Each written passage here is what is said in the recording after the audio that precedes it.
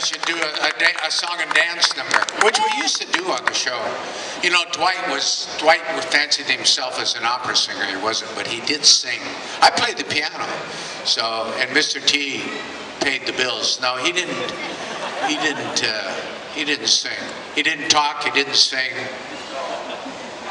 He didn't like to talk. Mr. T, we figured it out once. He made about $1,000 per syllable.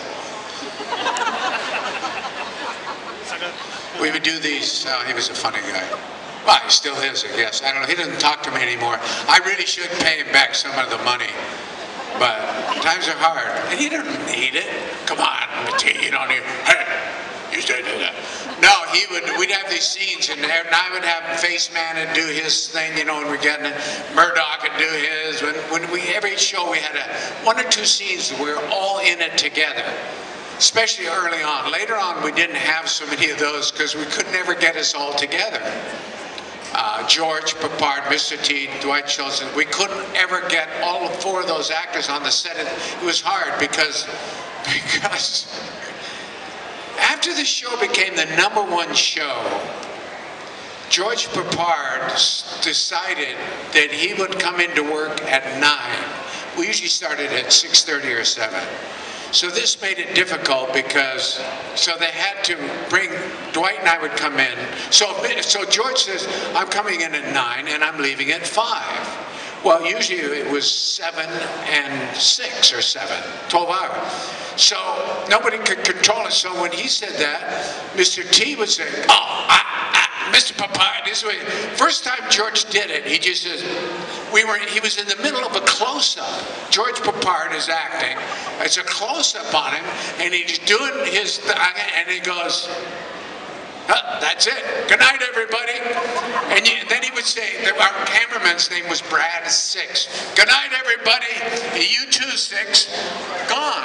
And we're standing there like we're doing a scene, and we go, and the first couple times that assistant director's going, Mr. Peppard, please, if you could, Mr. Peppard, if you could just give us a few more moments. We just want to finish. Mr. Peppard, please.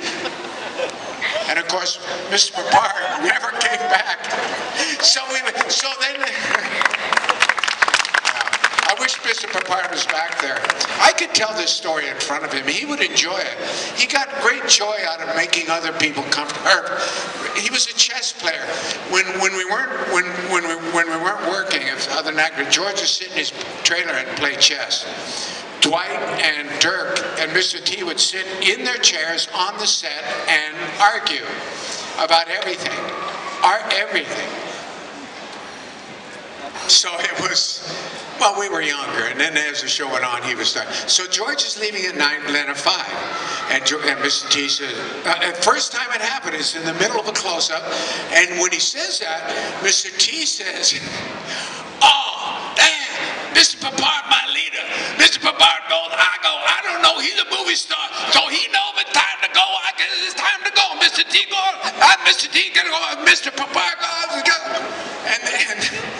and the stage manager goes, oh, T, please, could you stay, please? So there's Dwight and me, and they're both gone.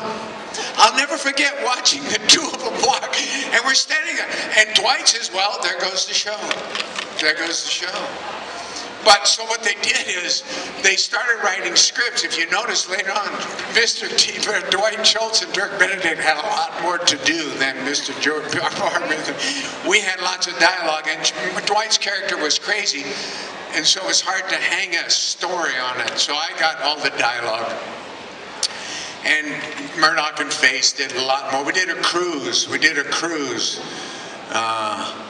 And it was all me all the time acting, and they didn't have to do much. So, but then what happened is then we finished that, and the next day started, George is leaving at 10. He went to a doctor. The doctor said he couldn't handle this stress. He had to go home at 10. So he had to come in at 10. So he'd come in at 10, leave at 3.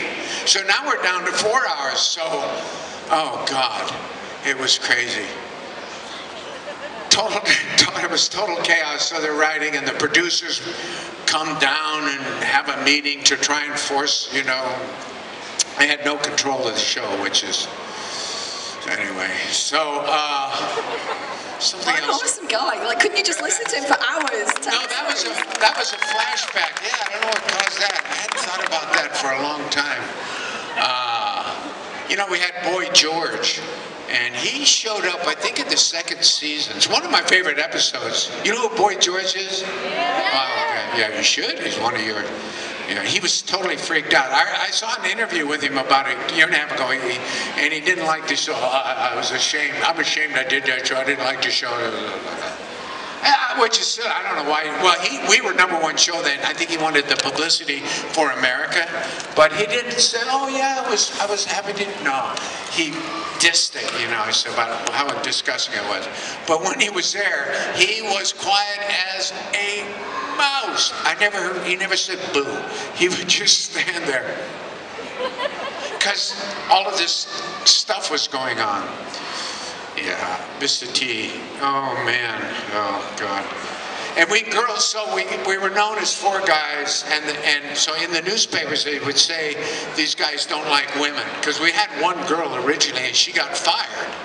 She got fired because she was a feminist. So she's saying, so we had these things, and BA's fighting, and Hannibal is fighting the bad guys and shooting his gun, and I'm, you know, doing my thing. And she was this female reporter who was going around.